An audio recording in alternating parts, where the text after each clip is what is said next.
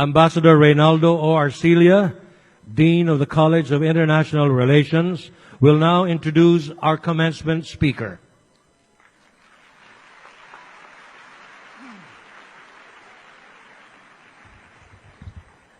I don't know why I have to introduce him, given the reception that you guys gave him.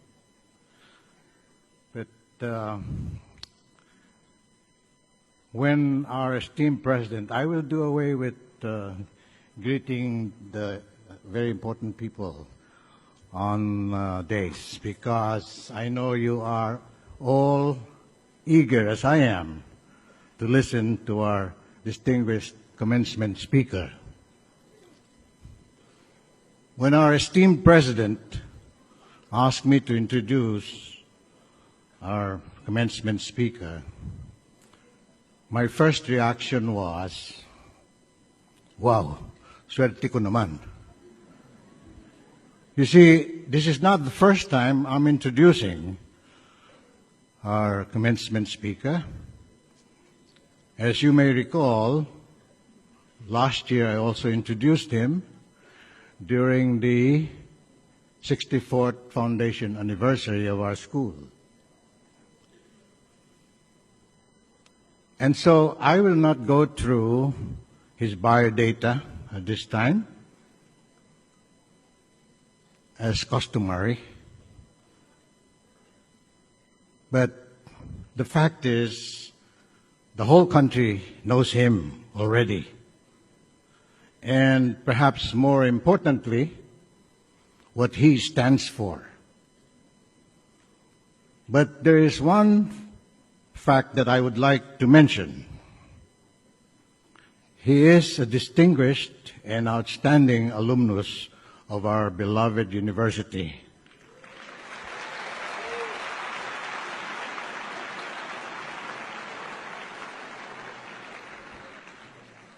And so, ladies and gentlemen, and especially to our VIPs today, the graduates, His Excellency, His Honor, Mayor Rodrigo Roa Duterte.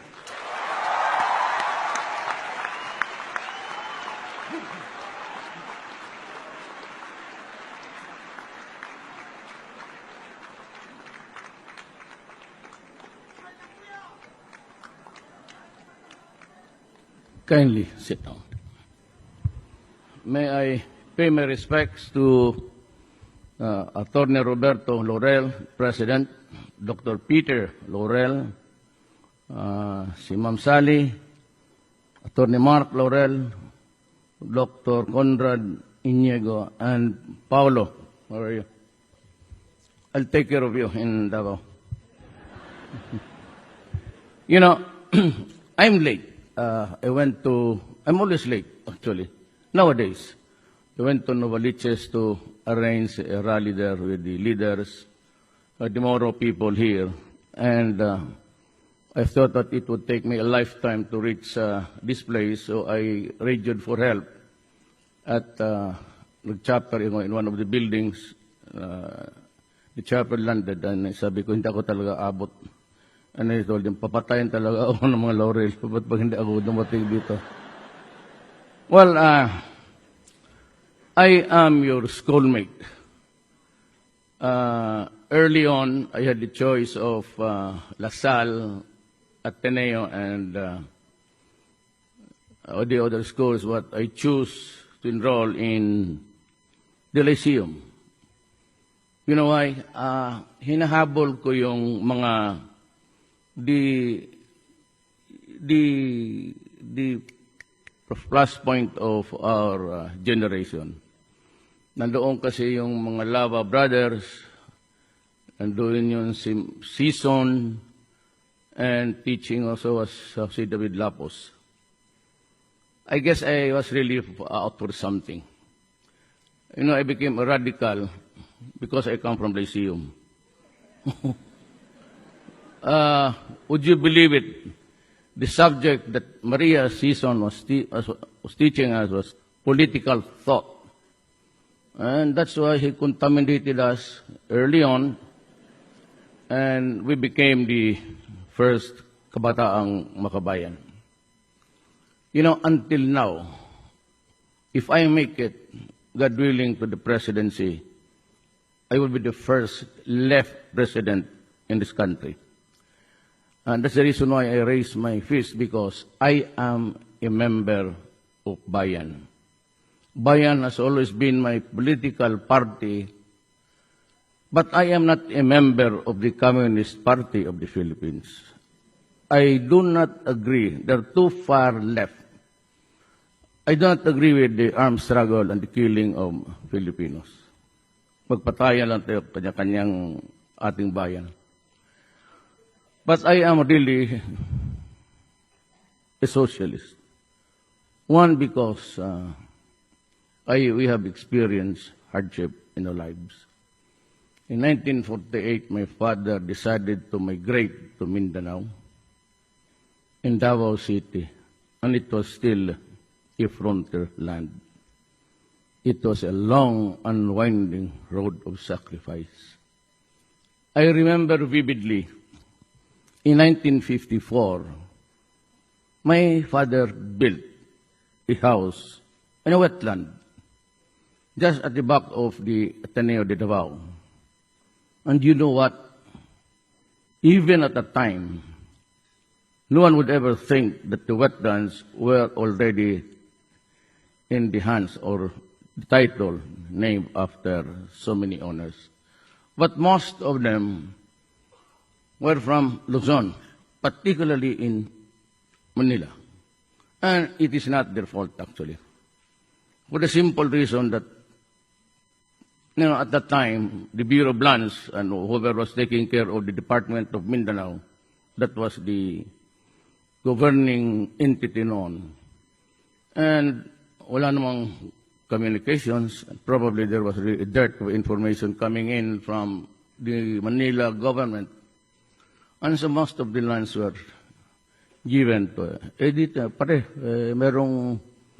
we are opening up Mindanao for the taking. Baka gusto mo. So almost all taga rito.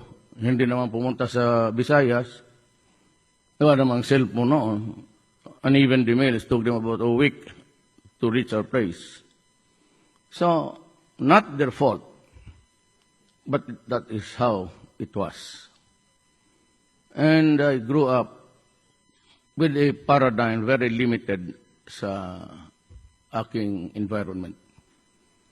I grew up in a squatters area. Hindi naman sa lahat ng panahon.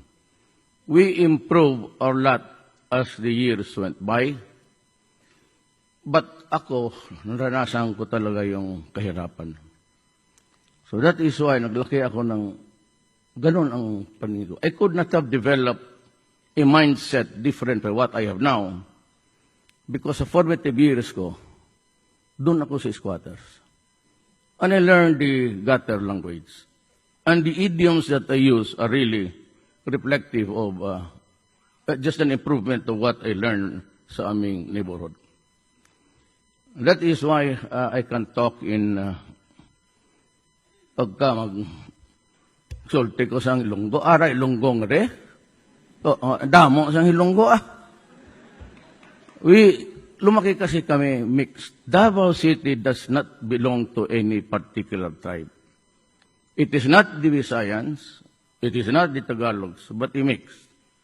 And that is why this new generation, sumunod namin, they talk in and out Visayan, Tagalog. If you are not a Davaoeña or Davaoeño, you'd never understand the new generation. Alam nila mag-connect ng, no, they can say Tagalog in the first few lines, but continue with the Visayan. Mawawala ka. And that is the evolving dialect there in the southern part of our country. Mix kami, and we can talk in di kahambal ko sang Iloilo, daw believe sila sa ako na. Di Duterte na di Puga na. Ilonggo mga kanina So you can see the crowd, especially those taken from a drone. Spectacular. Very spectacular. Pero if I can convert yung mga sinasabi na